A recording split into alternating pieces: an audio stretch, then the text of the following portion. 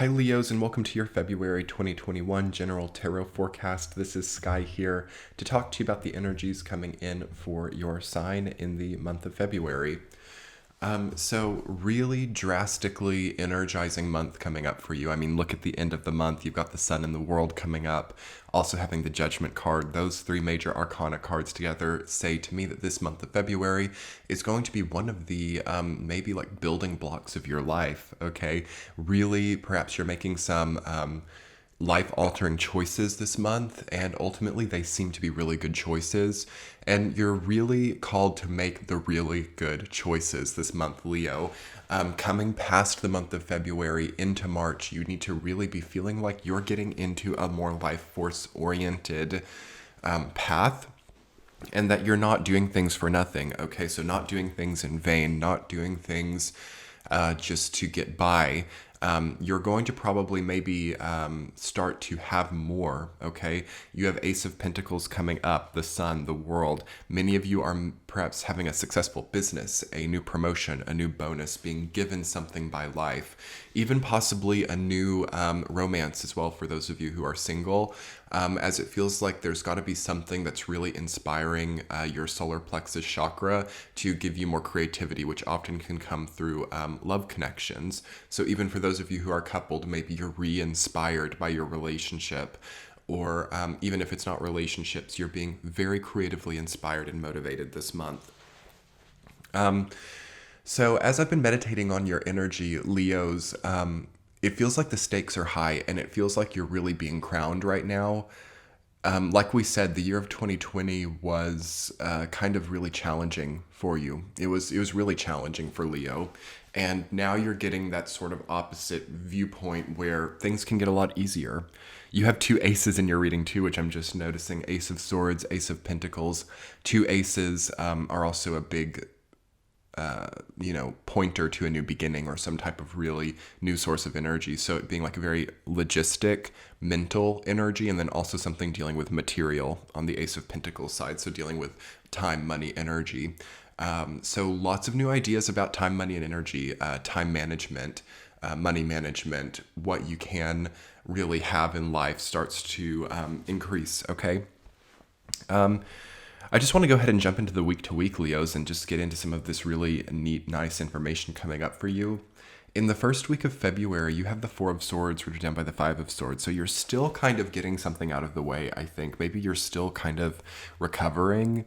Four of Swords can indicate recovery needed. So this can be recovery from an illness, resting. Okay, a lot of you need to be resting in the first week. I feel that you could burn out really easily if you don't rest in the first week. It seems like the end of January might have been a pinnacle of energy output. Like maybe a lot of you had to work more than you have had to work in a long time, and you need to recover from that. And you need to kind of get your mind off of competitive themes too. It feels that this year of 2021 does become competitive in a way.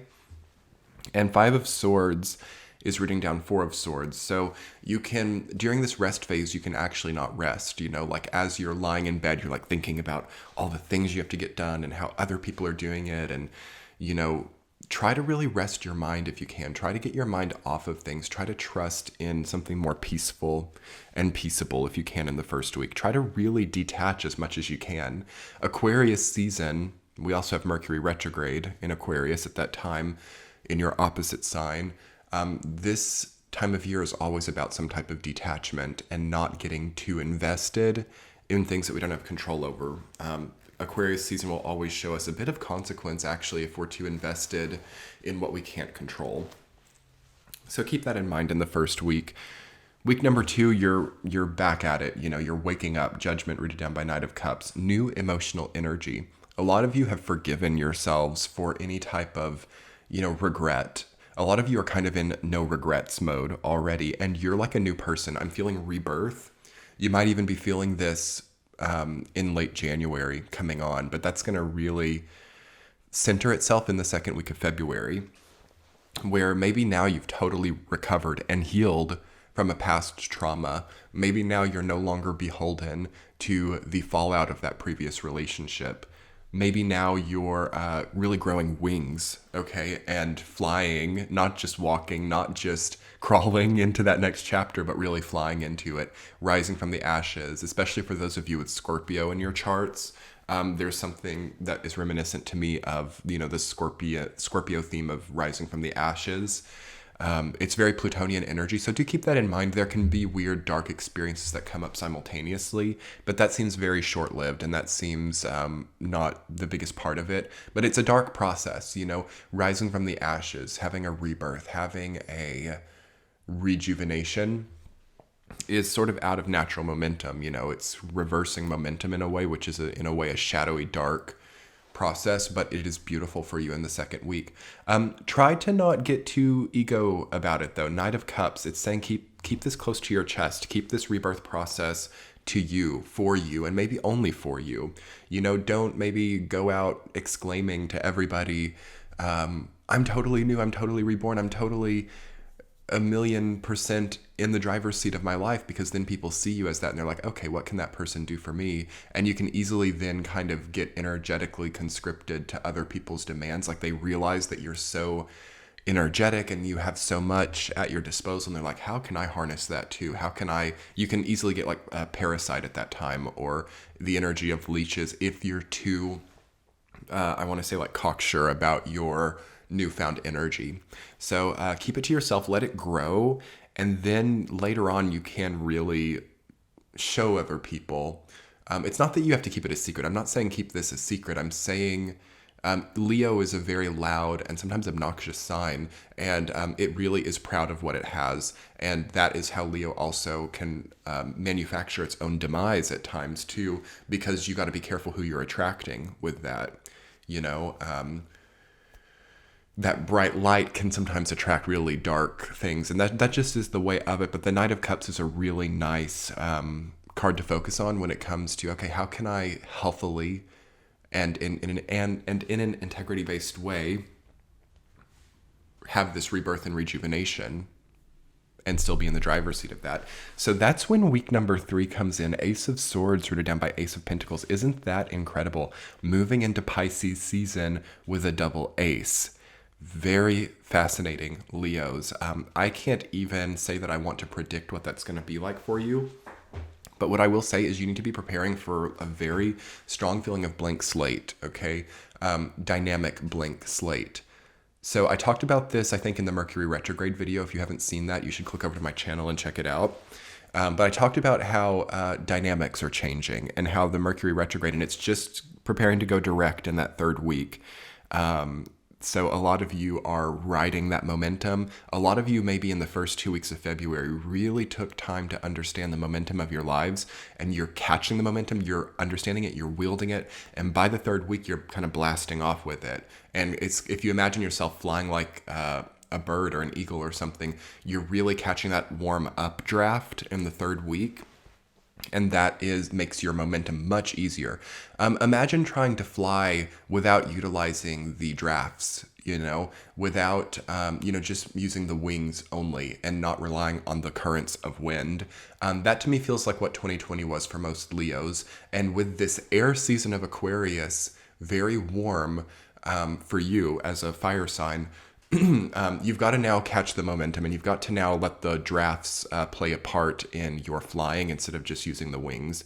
And that interplay is what you're going to learn in the third week. I'm not going to predict for you, though, how it's going to turn out in a more mundane way, because that seems to really be up to you. Like, do you want this to be just maybe a new way of thinking and conceptualizing about life with Ace of Swords? Maybe just totally new thoughts about what you're doing, what you're taking part in, that really help you to do more?